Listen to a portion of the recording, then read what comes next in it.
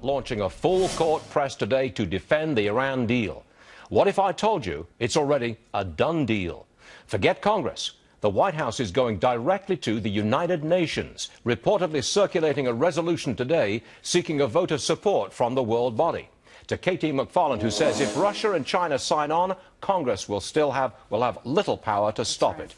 Take me through that. They go to the United Nations, and what happens? Well, the United Nations Security Council is going to be in favor of this. Why? Because, you know, on one hand, they think, oh, great peace in the world, but they have real economic interests in this. All the members of the Security Council want to do deals with Iran. This is going to be like the opening to China, where countries and companies lined up like a California gold rush to do business. The Chinese, they want to buy Iranian oil. The Russians want to sell them weapons. The Europeans want to sell them manufactured goods, automobiles, for example.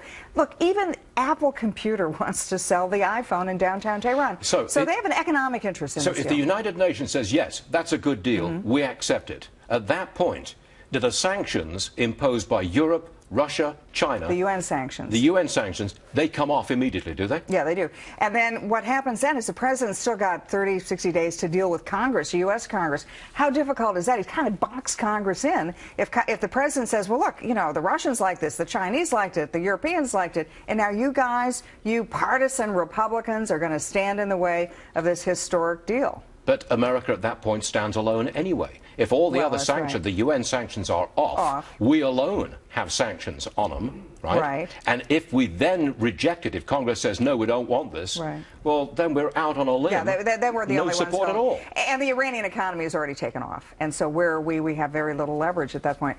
Now, the president's making a big bet. I mean, I worked for Nixon when he had the opening to China. I worked for Reagan when he had arms control with the Soviet Union. I'm very comfortable with historic gambles that pay off.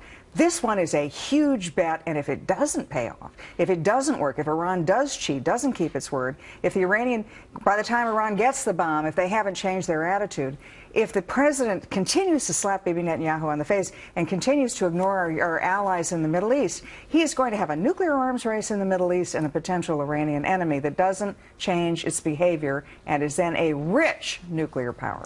Katie McFarland, thank you very much. Thank you.